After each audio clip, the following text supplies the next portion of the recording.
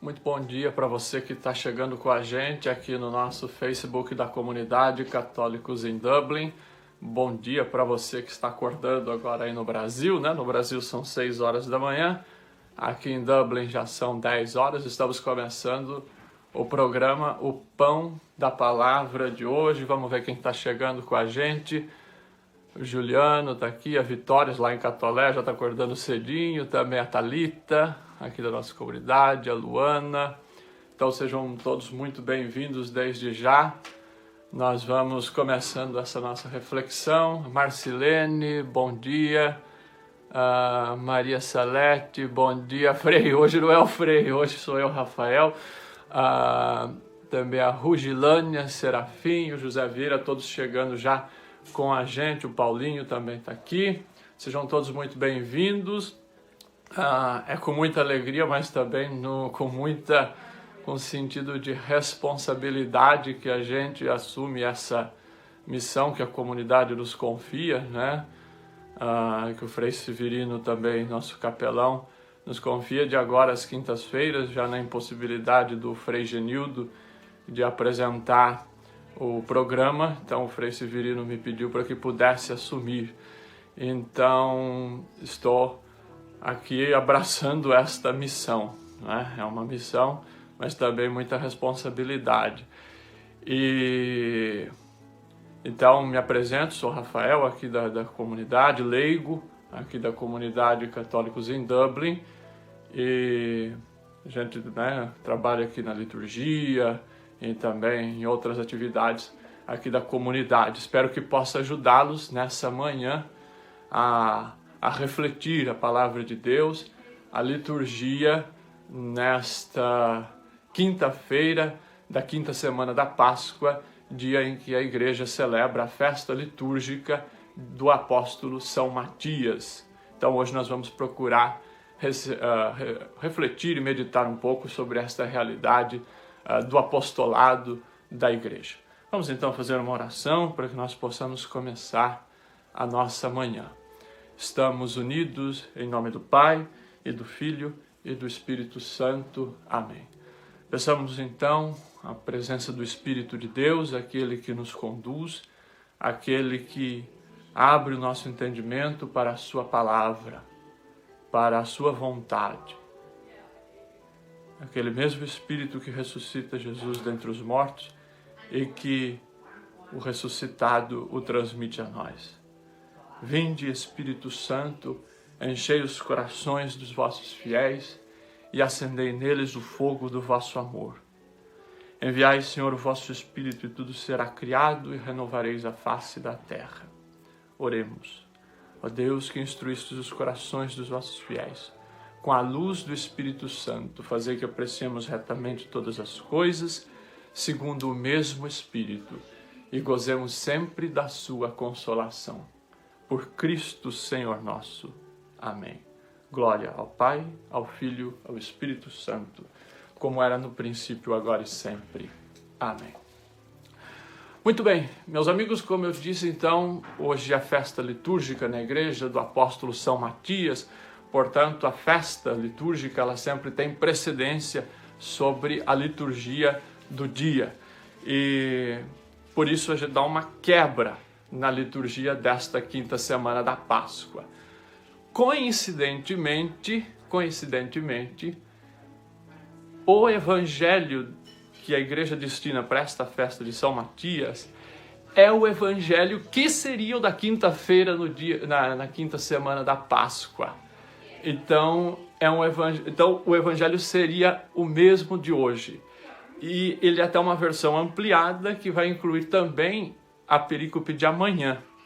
Então eu vou focar hoje no texto da primeira leitura de Atos dos Apóstolos, que é justamente a escolha de Matias para integrar o grupo dos apóstolos. E aí é lógico que daí a gente vai incluir algumas notas do Evangelho para que a gente possa também entender melhor essa questão. Mas aí o Frei Severino amanhã, certamente, ele vai voltar neste Evangelho que é também o Evangelho da sexta-feira.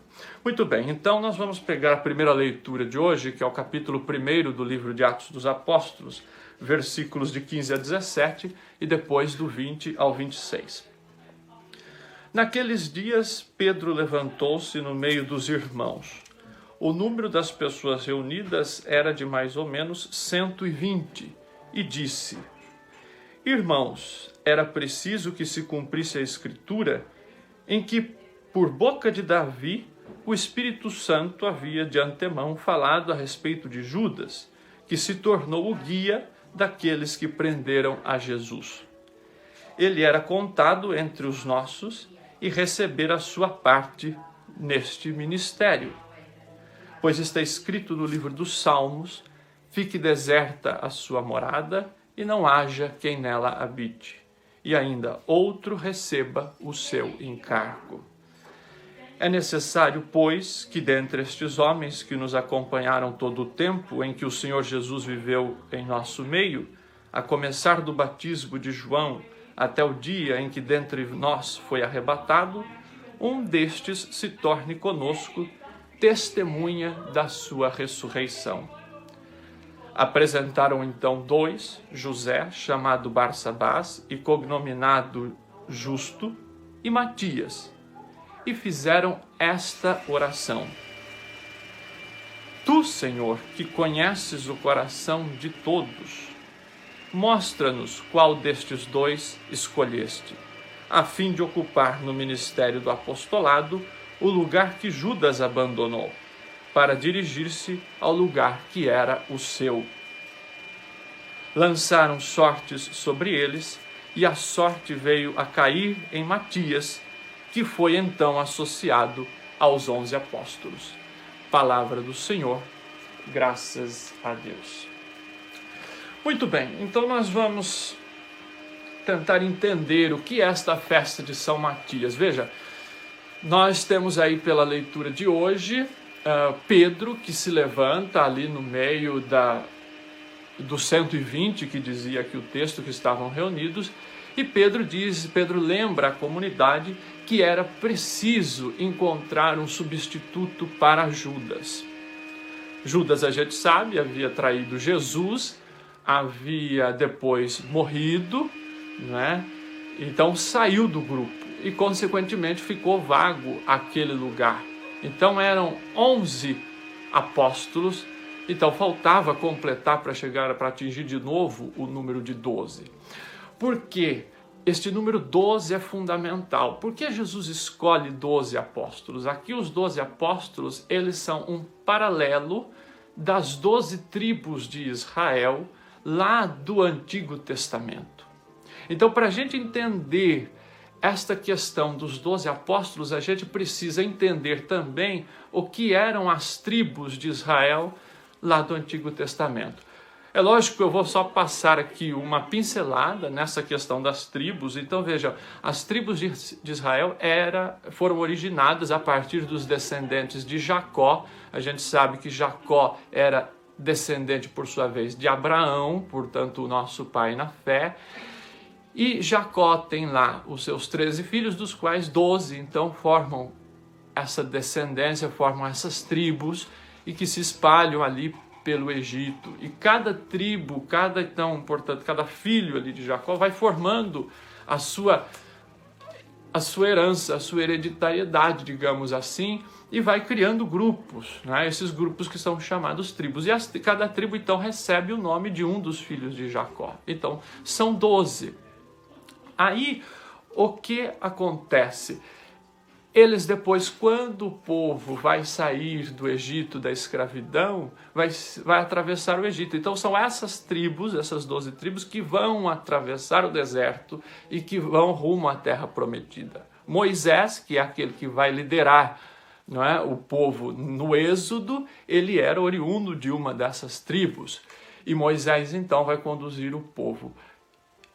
A gente sabe, Moisés não entra na terra, mas as tribos, então todo aquele povo vai entrar na terra prometida, e lá então a terra dada por Deus para o povo após o êxodo vai ser dividida entre aquelas 12 tribos. Então as tribos tinham organizações próprias, tinham os seus líderes, tinham os seus estilos de governo, e então elas tinham a sua autonomia, digamos assim. Mas de modo que as 12 tribos de Israel, elas formavam, na concepção daquele povo na época, a totalidade do povo de Deus, a totalidade do povo da aliança. Então, este número 12 na Bíblia é um número muito importante, um número muito forte. Por quê? Porque ele dá esta noção da totalidade do povo redimido por Deus. Muito bem, Jesus então, ele chama estes 12 apóstolos para quê? Para instituir o novo Israel, o novo modelo, não nem tanto de sociedade, mas um novo modelo de vida. Não mais um modelo político, um modelo econômico, mas agora um modelo baseado na fé. Então, isso é muito importante para a gente compreender, então, que a missão dos 12, esta missão da totalidade, os 12 apóstolos representam aqui a totalidade dos seguidores de Jesus, a totalidade, portanto, da igreja, na sua transmissão da fé, no seu seguimento de Jesus Cristo. Então veja que quando então um dos apóstolos é deserdado, um dos apóstolos sai, e aí ficam 11, esta ideia da totalidade, esta ideia da completude, ela fica esvaziada. A igreja, ela não está completa, ela não está total, ela está faltando uma parte. Então por isso Pedro relembra para o grupo, olha, é preciso que nós voltemos à totalidade, é preciso de que a igreja seja de novo este povo íntegro, esta unidade, não é? Então a gente vai ver que esta imagem, por exemplo, aparece daí no Apocalipse, no capítulo 21, quando o autor do Apocalipse vai dizer, olha, eu vi a Jerusalém celeste, e ela era cercada de muros, e com 12 portões, e nesses portões havia o nome das 12 tribos de Israel, e no alicerce havia o nome dos 12 apóstolos do Cordeiro. Então, para dizer, Jesus institui esta nova sociedade que é a igreja, né? E então, a comunidade cristã. Daí vem esta noção da igreja apostólica, desta continuidade da missão de Jesus. É lógico que nós sabemos hoje que a igreja não tem mais apenas 12 sucessores dos apóstolos, né? Porque com a imensidão do mundo ficaria impossível de governar a igreja apenas com 12. Mas o importante é esse sentido da totalidade, né? desta unidade que não se quebra. Não é? E este número 12, portanto, na Bíblia, ele tem um simbolismo muito forte. Este número 12, então, na Bíblia, ele vai significar sempre muito, e principalmente nos seus múltiplos, né? Como, por exemplo, o 144, ou os 144 mil, que seria o número daqueles que seriam salvos, né? Segundo o Apocalipse, para dizer, olha, aqueles que estão na igreja, aqueles que fazem parte desta totalidade. Não é? Então, Pedro diz que era preciso substituir Judas. E Pedro vai convocar, vai pedir ali que o grupo apresente os candidatos. Veja, isso é muito interessante. São João Crisóstomo, um bispo do século IV, portanto ali dos anos 300, ele vai falar numa homilia sobre o livro de Atos dos Apóstolos, ele vai dizer que provavelmente Pedro pede a opinião do grupo para legitimar essa escolha, para que não, Pedro mesmo sendo o líder do grupo, o chefe do grupo, ele quer ouvir todos para que a sua escolha, para que a escolha da igreja seja legitimada, seja uma escolha incontestável. Por isso, então, ele pede o auxílio do grupo. É mais ou menos o que a igreja continua fazendo hoje. A gente vê, por exemplo, o Papa Francisco, ele aposta muito neste princípio da sinodalidade. Ele sempre convoca sínodos, sempre ele tem ali um grupo de cardeais que o auxilia diretamente para o aconselhar. Porque por mais que ele seja o chefe do colégio apostólico, que hoje é representado pelos bispos, mas ele prefere ouvir outras vozes para que a sua opinião tenha uma legitimidade, a sua decisão, portanto, seja o mais universal possível, porque a igreja ela é católica, ela é universal. Muito bem, e Pedro então cita que são necessárias 3 condições para que a pessoa seja eleita, para que a pessoa faça parte do colégio apostólico. Quais são essas 3 condições? Bom, a primeira, fazer parte do grupo. Deveria ser alguém que estava ali com eles, né, o tempo todo. A segunda condição era que houvesse feito a experiência com Jesus, e ele deixa claro, desde o batismo no Jordão até a ascensão. Então veja, era alguém que era preciso estar com Jesus, ter estado com Jesus, era preciso ser ali uma testemunha de Jesus. E, por fim, se comprometer a testemunhar o ressuscitado para sempre, até o fim. Então, este testemunho do ressuscitado era fundamental para a vida da igreja, para a função do apóstolo. Portanto, aquele que deveria ser escolhido, aquele que tivesse esta convicção e este ímpeto de levar o evangelho, de testemunhar Jesus ressuscitado.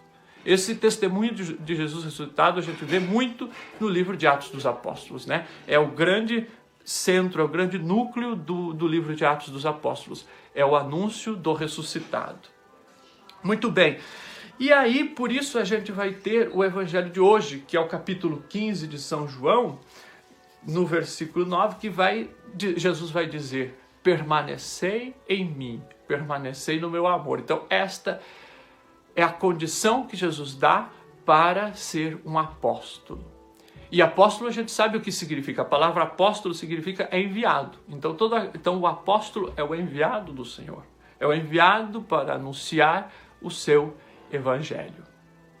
Então, esta frase do evangelho de hoje vai justamente corroborar aquilo que Pedro diz. Ou melhor, Pedro vai dizer essas 3 condições para se tornar um apóstolo, justamente porque ele tinha ouvido de Jesus esta condição: permanecei no meu amor, permanecei em mim.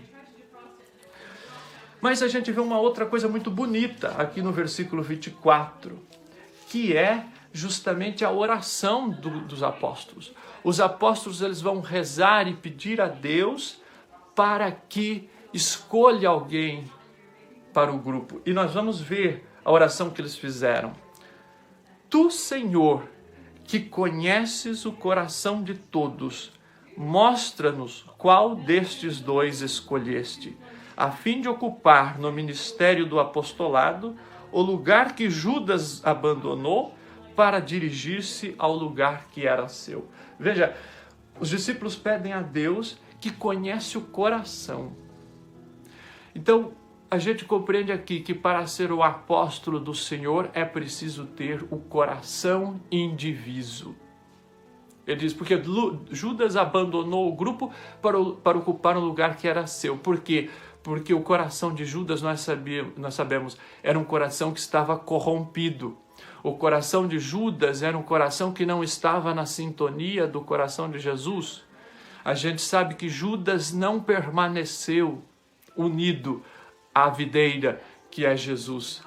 Por isso ele foi para um lugar que era seu, que não era o lugar naquele grupo, que não era o lugar ali na comunidade.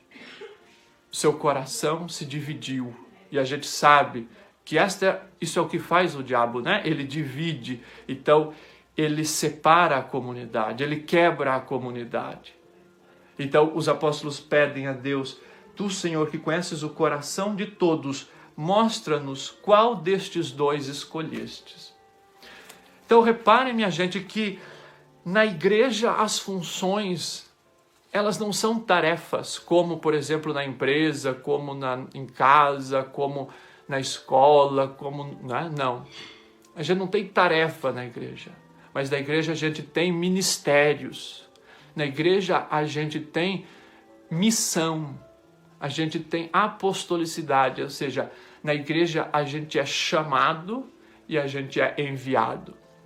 Na igreja a gente cumpre uma missão confiada pelo Senhor. Não é a gente que escolhe, mas é o Senhor. É a igreja que chama através dos seus pastores, através da comunidade. Então a nossa atuação na igreja, ela só tem sentido se ela está em comunhão. Se eu não estou em comunhão, o meu trabalho na comunidade não tem sentido. Não tem sentido. Né? Veja, eu estou aqui falando com vocês, mas eu estou aqui porque a comunidade pediu, porque a comunidade me enviou para fazer esse trabalho aqui hoje de manhã de evangelização. Senão não teria autoridade, não teria sentido, não teria legitimidade. Né? Então, quando estou aqui em nome da comunidade. Né? Então, o trabalho apostólico na igreja, e aí não cabe só aos apóstolos e aos bispos, mas o Concílio Vaticano II vai falar da apostolicidade dos leigos também. Pelo batismo nós somos apóstolos, somos enviados pelo Senhor. Então cada um de nós nós temos uma vocação dentro da igreja, dentro da sociedade. Então o nosso trabalho deve ser uma resposta a esta vocação. E veja, e para isso é preciso então ter o coração indiviso.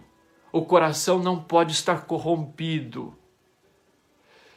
E a corrupção do coração aqui, a gente pode dizer o dinheiro, mas a gente pode pensar também como o desejo de poder, como o desejo de status, como o ódio. Veja, então a pessoa que não está reconciliada com o seu irmão, né?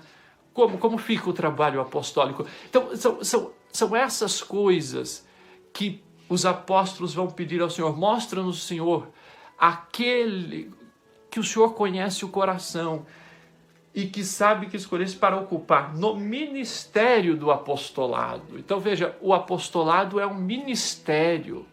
É assim que os apóstolos entendem. Ninguém lá é dono de nada. Então na igreja também é assim, ninguém na igreja é dono de nada. Na igreja nós estamos a serviço, ministério significa serviço. Na igreja estamos para lavar os pés.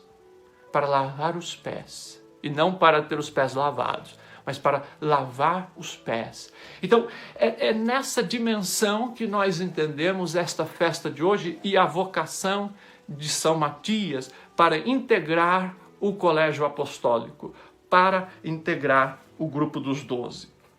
Muito bem. Então aí a gente vê uma coisa interessante, porque eles pedem a ajuda divina, eles pedem a ajuda do alto, mas depois eles fazem um sorteio, eles tiram o sorteio para ver qual dos dois ali apresentados deve ser o escolhido para integrar o grupo. E aí diz que o sorteio aponta que é Matias. Parece curioso, né? Uma coisa até estranha. Como é que pode preocupar um... Se primeiro eles pedem a Deus, depois como é que Deus se mostra através de um sorteio? Veja, na Bíblia, o sorteio era um modo antigo de eleição, para sinalizar uma eleição de Deus. Então, se a gente pegar lá no Antigo Testamento, já tem a questão dos sorteios, eles tiram ali e apontam quem é que deve ser escolhido. O próprio Zacarias, no capítulo 1 de São Lucas, diz que Zacarias, né, o marido de Isabel, ele foi sorteado para servir ao templo, né, para fazer a função sacerdotal no templo. Então, veja que interessante, já era algo comum na Bíblia. A gente vai ver em Atos dos Apóstolos, posteriormente, no capítulo 6, por exemplo, que foi a primeira leitura de domingo passado, a gente vai ver que daí os apóstolos já começaram a criar outras formas de escolha, né? Dos ministros, enfim. Mas, só para dizer, então, que o sorteio não era algo estranho, não era algo ali esquisito. Não, era algo que era muito comum na tradição bíblica. E o mesmo São João Crisóstomo que eu já citei, no mesmo discurso, lá no século IV, ele vai explicar que os apóstolos, como esse episódio se dá, essa escolha de Matias, se dá antes de Pentecostes, portanto, antes da vinda do Espírito Santo, ele vai dizer que os apóstolos ainda não se sentiam preparados, não se julgavam dignos ainda de fazer aquela escolha por eles mesmos, por eles próprios. Então, eles preferem encontrar ali um sinal para ter certeza de onde direcionar as suas escolhas. Tá? Então, nesse sentido é que São João Crisóstomo vai justificar esta eleição de São Matias através de um sorteio. Mas veja, antes do sorteio eles rezam. Antes do sorteio eles pedem a Deus para mostrar a pessoa que tinha o coração indiviso para cumprir aquela missão. Muito bem, agora sim eu passo com vocês para o texto do Evangelho, que é o capítulo 15 de São João, versículos de 9 até o 17. Então nós vamos lendo o texto para que a gente possa trazer e compreender. Veja, Jesus vai dizer: assim como o Pai me amou, também eu vos amei. Permanecei em meu amor. Se observais meus mandamentos, permanecereis no meu amor, como guardei os mandamentos de meu Pai e permaneço no seu amor. Eu vos digo isso para que a minha alegria esteja em vós e vossa alegria seja plena. Este é meu mandamento: amai-vos uns aos outros, como eu vos amei. Bom, nós já dissemos que permanecer em Jesus, permanecer no amor de Jesus é a condição, então, essencial para o apostolado. É a condição essencial para a igreja, para ser um membro da igreja. Mas vamos situar esse texto de hoje, faz parte do capítulo 15 de São João. O capítulo 15 é aquele que o Frei Severino já refletiu ontem, que começa com a história da videira. Aquele texto alegórico em que Jesus diz: eu sou a videira, vós sois os ramos. Este texto faz parte do discurso de despedida de Jesus. É bom a gente lembrar que é considerado como um testamento de Jesus no Evangelho de São João. Jesus deixa a sua vontade para os discípulos, aquilo que seria o seu desejo para a igreja a partir da sua partida, a partir da sua ausência física do meio do grupo.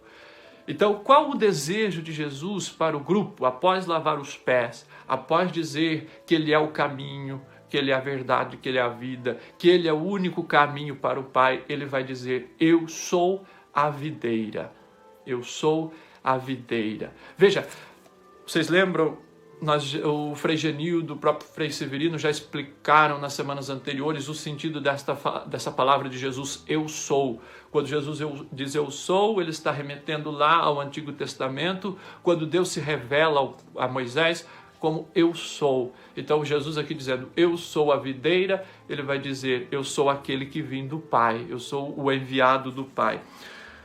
Muito bem, então ele diz: se vocês permanecerem em mim, vocês vão produzir muitos frutos. Minha gente, isso serve de lição para os apóstolos, mas também serve de lição para mim, para vocês, né? Para a comunidade católica em Dublin, para a comunidade de Uricuri, para a comunidade de Catolé, para todas as comunidades, né? A evangelização ela só vai ser eficaz, o nosso testemunho de Jesus só vai ser eficaz a partir do momento em que nós permanecermos unidos a Ele, a partir do momento em que nós tivermos esta comunhão de vida com Jesus. Caso contrário, a nossa evangelização não vai ser, primeiro, verdadeira e depois não vai ser eficaz. Porque as pessoas percebem, o povo de Deus tem uma sensibilidade muito grande, muito aguçada de perceber quando o evangelizador está unido ao ramo, à videira, quando o evangelizador ele está unido a Jesus Cristo e quando não está. Então, por isso é muito importante esta comunhão com Jesus. E uma outra coisa que ele diz: como é que a gente permanece no amor dele? Observando os mandamentos. Então veja que os mandamentos são dados por Deus a Moisés para que justamente aquelas 12 tribos de Israel pudessem viver em harmonia, pudessem viver na fidelidade a Deus e no amor entre eles. Então, olha que interessante, Jesus vai dizer, para que a gente possa permanecer nele, para que a gente possa viver em comunhão com ele, a gente precisa cumprir os mandamentos, observar os mandamentos. E Jesus aqui ele vai dar um mandamento que é o fundamental. um mandamento que vai ser o mandamento nuclear para a comunidade, que vai ser o mandamento fundamental, aquele que deve permear todas as ações da comunidade. Eu vos dou um novo mandamento. Este é o mandamento: amai-vos uns aos outros como eu vos amei. Veja, é um novo mandamento. É um mandamento mais profundo do que aquele que o povo já conhecia. Amai o seu próximo como a si mesmo. Antigamente as pessoas conheciam esse mandamento. Amai o seu próximo como você ama a si próprio. Veja, um amor puramente humano. Agora Jesus ele vai além. Ele dá uma condição mais profunda. Amem uns aos outros, assim como eu vos amei. Ou seja, agora a medida para a comunidade amar não é mais aquele amor humano, mas a medida para a comunidade amar, para a comunidade servir, é a medida do amor divino, é a medida do ágape, é a medida do amor de Jesus, que é o amor do Pai. E qual é este mandamento? E qual é esta medida do amor? É a doação da própria vida. Jesus ama como ninguém, por quê? Porque ele dá a vida. E ele diz: ninguém tira a minha vida, mas eu a dou livremente, eu a dou porque quero, eu a dou por fidelidade ao Pai. Então veja que é um amor livre. Então esta liberdade é muito importante para que o nosso amor atinja, para que a nossa evangelização toque o coração das pessoas. Esta liberdade para amar, e para amar na medida que Jesus amou. Por isso que os apóstolos vão dizer para Deus, na sua oração, quando vão escolher o novo integrante do grupo, não é? Tu, Senhor, mostra-nos aquele que está apto para cumprir o ministério apostólico até o fim, não é? Então, a gente falava do coração indiviso, aqui Jesus vai justamente colocar essa medida. Amar como ele amou é amar com o coração indiviso. É amar sem limites, né? E Jesus dá uma outra condição, e ele faz uma promessa, na verdade, né? Eu vos digo isso para que a minha alegria esteja em vós e a vossa alegria seja plena.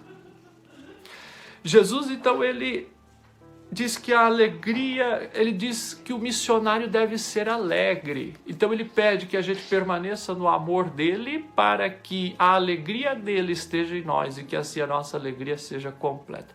Veja, o missionário não pode ser alguém triste. O Papa Francisco escreveu o seu primeiro documento do seu pontificado, a Exortação Apostólica Evangelii Gaudium, que é a alegria do Evangelho. E naquele texto o Papa Francisco vai dizer: olha, é preciso que nós evangelizemos com alegria. O cristão não pode ter cara de vinagre, ele dizia. O cristão não pode ser azedo, mas o cristão precisa exalar este doce, este suave perfume do Evangelho, que não é um peso para a comunidade, mas que leva a comunidade para a vida plena. Neste tempo, por exemplo, da pandemia que estamos vivendo, nós cristãos precisamos ser aqueles que levam esta esperança do Evangelho, esta esperança do ressuscitado para as pessoas que ouvem tantas notícias ruins. Nós precisamos ser aqueles arautos da boa notícia, os arautos daquela notícia que traz a esperança garantida pela ressurreição de Jesus. Então, esta alegria do apostolado que Jesus promete, não é? Permanecei no meu amor para que a minha alegria esteja em vós e a vossa alegria seja plena. Então, esta alegria não significa ausência de tribulação, esta alegria, minha gente, não significa ausência de problemas, mas esta alegria significa que o nosso coração, apesar das adversidades, apesar das oposições, apesar das perseguições, como os apóstolos enfrentaram e São Matias enfrentou, e a gente vai ver que São Matias ele foi perseguido, mas esta alegria mesmo com essas oposições, a alegria, a certeza de que estamos no caminho do ressuscitado, nos fortalece para continuar a missão. E vejam que isto é tão verdade, e esse texto é colocado aqui no capítulo 15 de São João. Veja, este texto do capítulo 15 de São João, ele é um acréscimo ao Evangelho.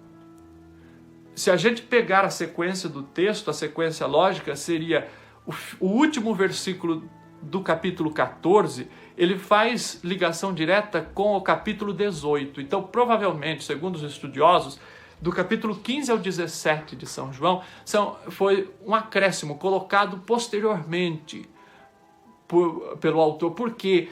Porque provavelmente a comunidade de João, naquele tempo, estava experimentando novos desafios que precisavam ser respondidos com as palavras de Jesus.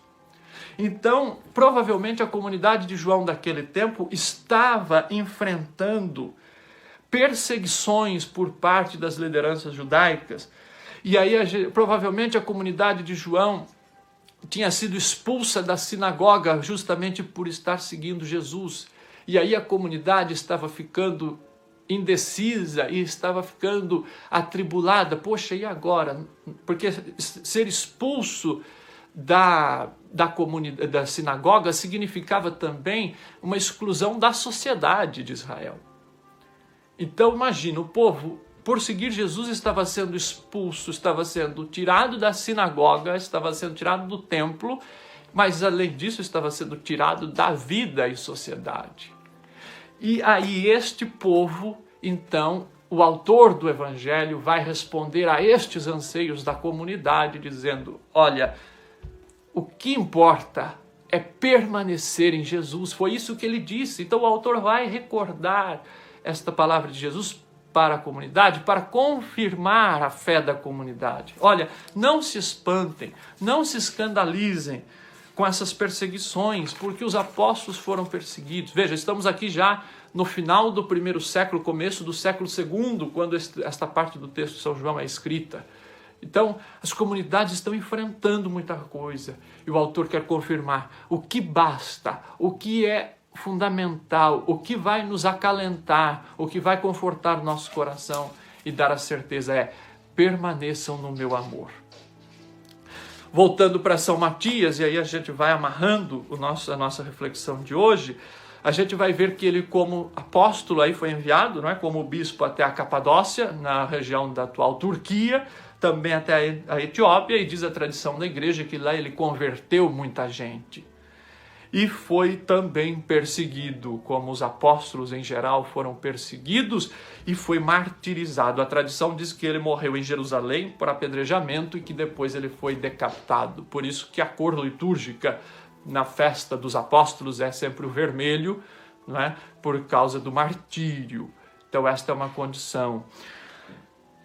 Por isso a gente vê então que Matias, o santo que nós celebramos neste dia 14 de maio, ele foi, então, um fiel discípulo e um fiel apóstolo de Jesus.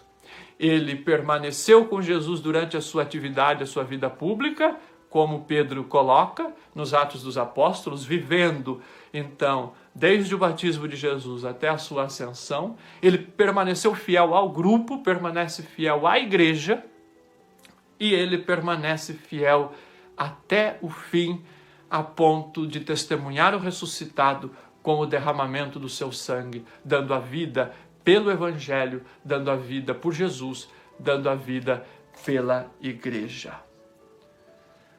Então ele foi fiel não só na vida, mas ele foi fiel também até o martírio. Então, minha gente, isso é muito importante para a gente. Então, que esta reflexão, que esta liturgia de hoje, na festa do apóstolo São Matias, possa nos encorajar, e é esta mensagem que a liturgia de hoje quer deixar a mim e a você. Que esta liturgia, que esta mensagem possa nos encorajar no nosso apostolado. Pelo batismo, todos nós somos apóstolos. E, não se esqueçam, o nosso apostolado é o apostolado da igreja. Nós caminhamos em unidade com a igreja. Nós seguimos Jesus na igreja e não fora dela. E com isso é importante esta unidade com os nossos pastores, com aqueles que são os sucessores dos apóstolos, os bispos, dos quais o Papa é o cabeça, dos quais o Papa é ali o ponto de unidade. E neste sentido eu convido vocês que hoje o Papa Francisco pede, neste dia 14 de maio, ele é uma iniciativa de várias religiões no mundo todo, então, portanto, uma iniciativa ecumênica de nós dedicarmos este dia de hoje, esta quinta-feira, 14 de maio, à oração em comum de todas as religiões, a um jejum e também a este pedido e à caridade, as obras de caridade, pedindo a Deus, todos juntos, como uma só família que é o mundo, como esta casa comum, o fim desta pandemia, o fim deste mal. Que nós possamos então hoje nos associar, estamos no começo do dia ainda, dá tempo, nos associarmos ao Santo Padre e a todas as pessoas de fé no mundo todo, no jejum, na oração e na caridade. Você pode perguntar como fazemos a caridade se estamos nesse tempo, se estamos impedidos de visitar as pessoas, de nos encontrar com as pessoas. Veja, nós podemos fazer a caridade ligando para uma pessoa, perguntando como ela está, oferecendo o nosso ouvido, oferecendo a nossa atenção, oferecendo o nosso conselho. Também podemos fazer a caridade material, sim, podemos oferecer de ajudar uma pessoa que está necessitada, que a gente sabe. Enfim, e podemos também exercitar a caridade rezando pelas pessoas, sem dúvida alguma. É uma grande caridade, é um grande remédio para o coração das pessoas. Que nós possamos, então, atender o pedido, a convocação do nosso pastor, do Papa Francisco, para que nós possamos viver esta unidade como igreja. Meus irmãos, gostaria de terminar com vocês este momento de reflexão com a oração do Regina Coeli, que é a oração de Nossa Senhora para este tempo pascal, e depois com a oração do dia da festa de São Matias. Então vamos rezar esta oração que nos enche de esperança neste mês mariano sobretudo. Rainha do céu, alegrai-vos, aleluia, porque aquele que merecestes trazer em vosso ventre, aleluia. Ressuscitou como disse, aleluia, rogai a Deus por nós, aleluia. Alegrai-vos e exultai, ó Virgem Maria, aleluia, porque o Senhor ressuscitou verdadeiramente, aleluia. Oremos. Ó Deus, que vos dignastes alegrar o mundo com a ressurreição do vosso Filho, nosso Senhor Jesus Cristo, concedei-nos, vos suplicamos, a graça de alcançarmos, pela proteção da Virgem Maria, sua mãe, a glória da vida eterna. Pelo mesmo Cristo, nosso Senhor. Amém. E a oração do dia de hoje, nesta festa litúrgica de São Matias, é muito bonita. Ó Deus, que associastes São Matias ao colégio apostólico, concedei por sua intercessão que, fruindo da alegria do vosso amor, mereçamos ser contados entre os eleitos. Por Cristo Senhor nosso. Amém. Veja, a igreja pede na oração de hoje que cada um de nós possa ser contado entre os eleitos. Não só aqui na terra, para a igreja padecente, mas também para a eternidade, entre os eleitos da igreja triunfante. Minha gente, eu agradeço a todos, são muitas mensagens aqui que estão chegando, muitos comentários, então fica difícil a gente ler todo mundo, mas eu sei que tem muita gente no Brasil, muita gente que acorda cedinho, né? Talvez esperando ouvir o Frei Severino hoje, aí chegaram aqui, estou eu, né? Mas espero que tenha ajudado a cada um de vocês nesta manhã a começar o dia e a, portanto, refletir nesta festa do apóstolo São Matias sobre a nossa apostolicidade, sobre a minha e a sua vocação à vida, a ser seguidores de Jesus e a ser anunciadores do Evangelho, da boa notícia no mundo de hoje.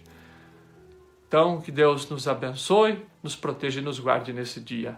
Até semana que vem, se Deus quiser. Bom dia a todos.